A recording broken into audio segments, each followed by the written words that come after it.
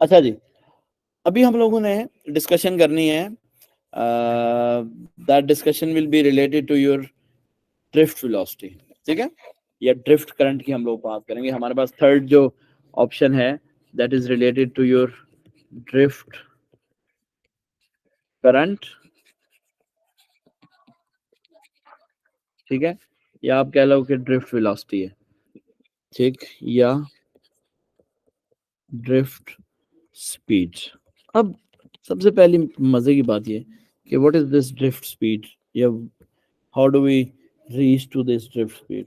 तो आपके पास जब भी चार्जेस को आप यूं समझ लो कि if you have a wire, और इस वायर में कुछ इलेक्ट्रॉन्स अगर हम लोग मूव करवाते हैं, तो ये इलेक्ट्रॉन्स किसी भी एक पॉइंट से दूसरे पॉइंट पे जाने के लिए definitely they need some sort of potential difference.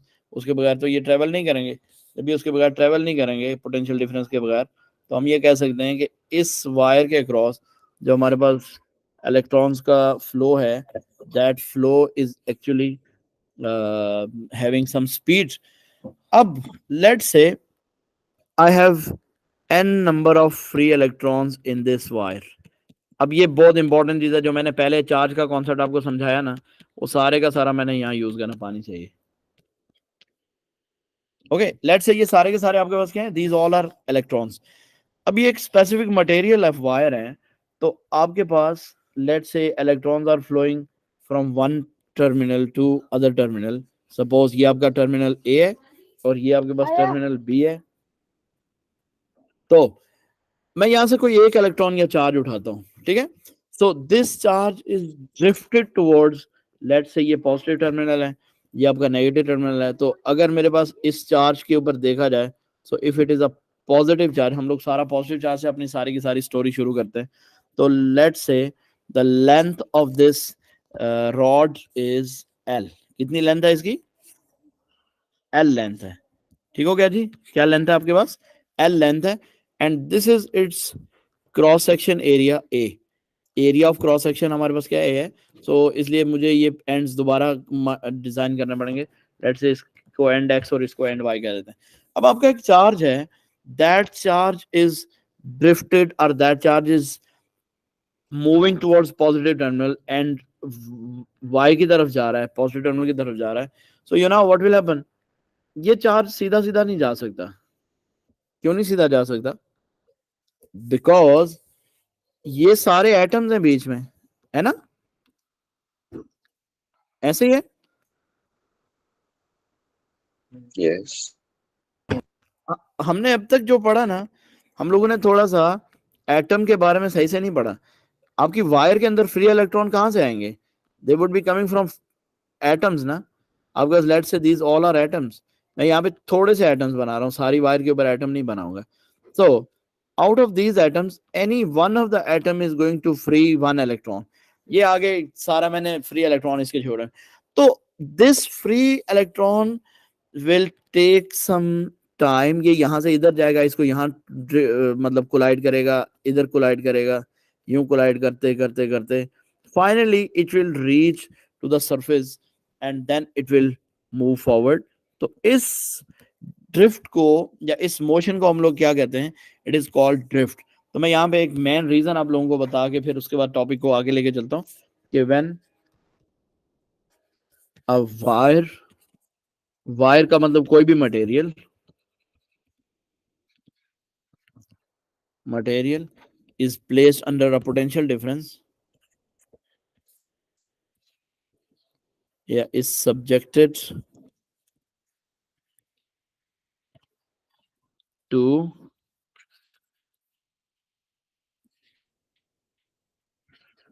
a potential difference across its ends, across its ends।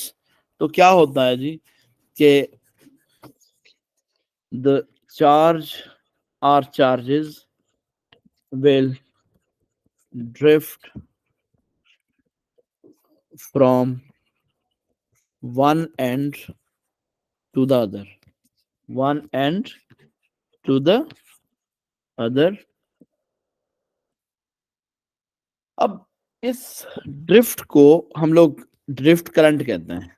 This motion is called drift current. पहले बल्कि हम लोग ड्रिफ्ट स्पीड को कंसिडर कर लेते हैं, या ड्रिफ्ट करंट से ही लेके चलते हैं। This motion causes a drift current, ठीक है। This motion due to collision, मैं यहाँ मेंशन कर देता हूँ, due to collision with atoms is called drift current. क्या कहते हैं इसको हम लोग? ड्रिफ्ट करंट कहते हैं, ठीक है। And the speed of the atoms or speed of the electrons or charges in this case is called drift speed. The speed of charges by which they move, that is called drift speed,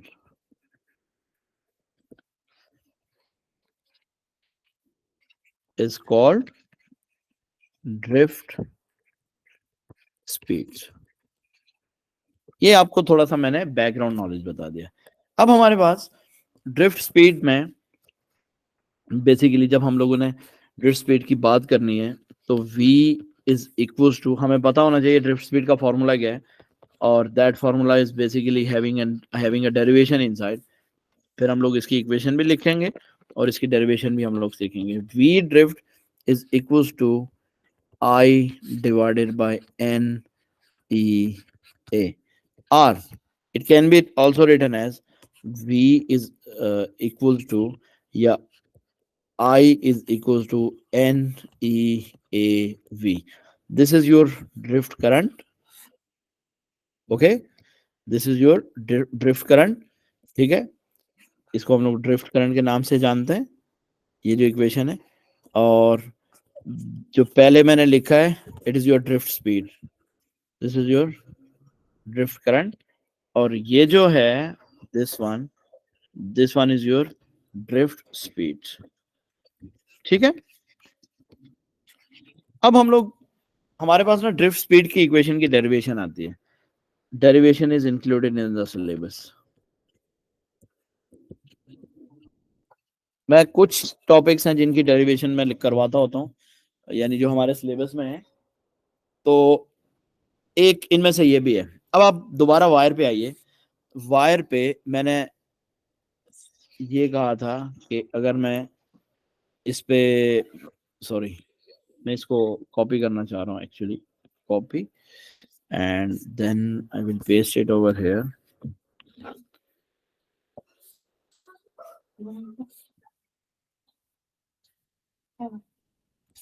ठीक है। अब आप देखो, आपका जो charge है Q charge है, और क्यू चार्ज आपका एक सिंगल चार्ज है, लेकिन इस पूरी वायर के अंदर कितना चार्ज होगा उस सारे की अगर हम लोग बात करें, हम लोग करंट से शुरू करते हैं। आपको पता है कि जो टोटल करंट इसमें फ्लो करेगा that will be equal to total charge per unit time.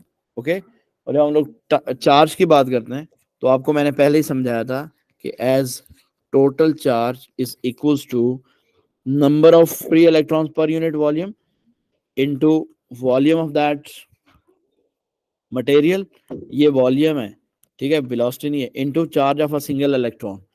अगर आपको ये चीज याद है तो इट्स फाइन, अदरवाइज हम लोगों को पता है कि अगर आपके पास किसी एक यूनिट वॉल्यूम में n नंबर ऑफ इलेक्ट्रॉन हो, टोटल वॉल्यूम आपके पास v हो, and e is the charge of one electron, तो टोटल चार्ज आपके पास क्या हो जाएगा? इट वुड बी NV, या NEV भी कह सकते हैं इसको। Now let's place this value over here, NEV divided by t। अब ये NEV डिवाइडेड बाई t मैंने क्यों लिखा? Because v is the volume, ये मैं फिर कह रहा हूँ, v इज द वॉल्यूम। तो अब अगर आप वॉल्यूम को यहाँ पे देखेंगे तो I have drawn this wire in front of you, तो volume of this wire is its base area into length, ठीक है। आप इसको रिप्लेस कर दीजिए, it would be NE, just a minute, आपके पास वायर का इसका वॉल्यूम क्या हो जाएगा शाबीब?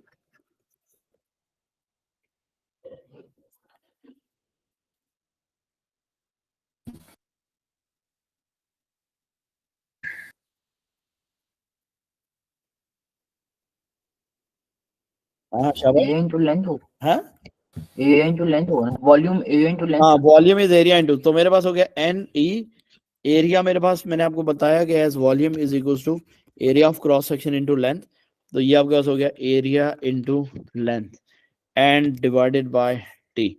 अब यहाँ पे आपको एक बहुत इंपॉर्टेंट चीज याद रखनी है कि this N E A, the length or the distance traveled by this charge from point x to point y is in time t। तो अगर ये आपके पास टाइम t में ये ट्रेवल कर रहा है तो इसका मतलब ये हुआ कि distance divided by time is equals to speed. ठीक है, तो मैं यहाँ पर उसी को मेंशन करूंगा, I will rearrange this all, l divided by t को मैं साथ कर लेता हूँ। So the distance l is the distance travelled by the charge, okay, distance, and t is time taken for that purpose. तो आपको पता है कि डिस्टेंस डिवाइडेड बाय टाइम आपके पास किसके बराबर होता है, it is equal to speed. तो मैं इसको रिप्लेस कर देता हूँ, so when I will replace this over here it will be N E A into v। So this is the derivation of your equation. In exam you will have 2 to 3 marks derivation from this one। तो I is equals to क्या हो गया आपके पास, n e a v हो गया, क्या हो गया, n e a v, where v is the drift velocity। now this is drift current। तो मैं drift velocity को अगर यहाँ पे सब्जेक्ट बनाऊं तो I can say I is equals to n e a। ठीक है, n e a, that's it। ये आपके पास क्या है, this is for your drift speed या ड्रिफ्ट वेलोसिटी का डेरिवेशन। अब इससे बहुत ज्यादा क्वेश्चंस हमारे आते हैं। क्वेश्चंस का मतलब ये है, आई मीन टू से कि टॉपिक में हमसे बहुत ज्यादा पूछा जाता है कि drift velocity is directly proportional to current in the wire, drift velocity is inversely proportional to number of free electrons जिसको हम लोग नंबर डेंसिटी कहते हैं, then drift velocity is inversely proportional to area of cross section, and charge of the particle तो वैसे ही हमारे पास constant होता है। तो इसका मतलब ये हुआ कि आपने इन 3 पैरामीटर्स को याद रखना है। These 3 parameters are very important. So when you increase the current in any way, अगर आप करंट बढ़ा रहे हो, करंट बढ़ाने का मतलब कुछ भी कर सकते हैं आप लोग किसी भी मेथड से, current is increase by any mean, current increased by any reason या any logic, जिसमें मैं आपको बता रहा हूँ resistance is a main factor, by any mean क्या करेगा, will cause the drift speed to be decreased, drift speed to be decreased। ठीक है जी, बात समझ आ रही है। अब यहाँ पर एक और बहुत मजे की बात है, this is drift number density. आपको पता है जितनी नंबर डेंसिटी ज्यादा होगी उतनी ड्रिफ्ट कम होती जाएगी। So in metals drift speed is very small. ठीक है, मेटल्स में आपको पता है n is large, so that's why in metals v drift is almost into 10 की power minus 2 meters per second, centimetre पर सेकंड में आप यूं समझ लो कि ड्रिफ्ट होती है बाहर मेटल्स में। ठीक है, जो एरिया का मतलब आपके पास डायमीटर है, मैं उसको यहाँ पे एड्रेस करता हूँ, then the topic would be over.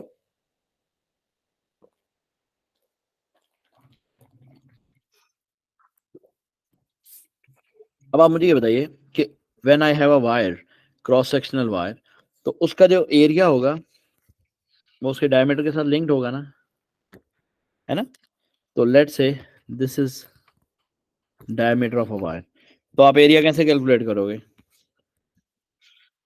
It's area is equals to pi R square, which can be further written as pi d by 2 का whole square।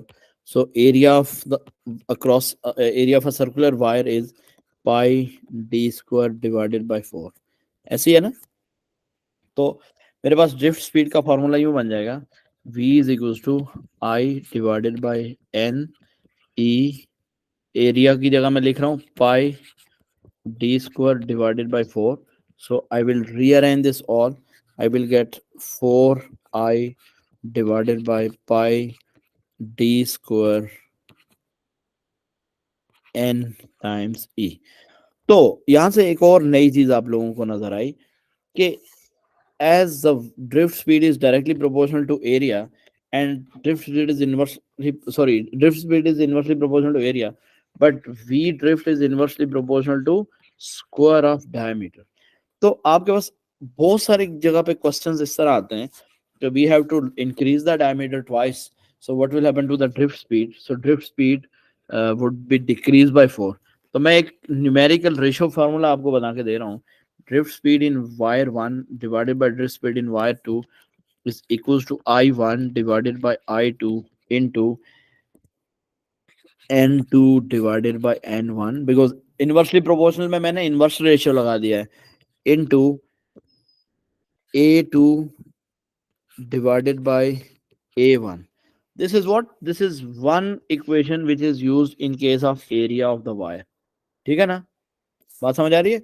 अब अगर आप डायमीटर के केस में यूज करोगे तो आपके पास drift speed equation will be V1 divided by V2 will be equals to I1 divided by I2 into N2 divided by N1 into D2 divided by D1 whole square. ये सादा formula नहीं है, इसमें आपका स्क्वायर भी है. सो D2 divided by D1 का whole square. तो आप लोगों ने काइंडली इस इक्वेशन को मॉनिटर करना है कि if you have a change in diameter तो आपके पास ड्रिफ्ट का जो रिलेशन होगा that would be squared relation with diameter. ठीक है, इसमें कोई कंफ्यूजन किसी बच्चे को?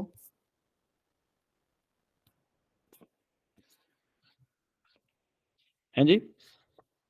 No, sir. No, ठीक है, sir. इससे आपके क्वेश्चंस आते हैं. So you have to recall this all. This is very important for you. ठीक है, बाकी सारी बातें इंशाल्लाह हम लोग अपनी नेक्स्ट लेसन में डिस्कशन करेंगे. सो अगर यहाँ तक आप लोगों का कोई प्रॉब्लम या कोई क्वेश्चन हो तो you people can ask me.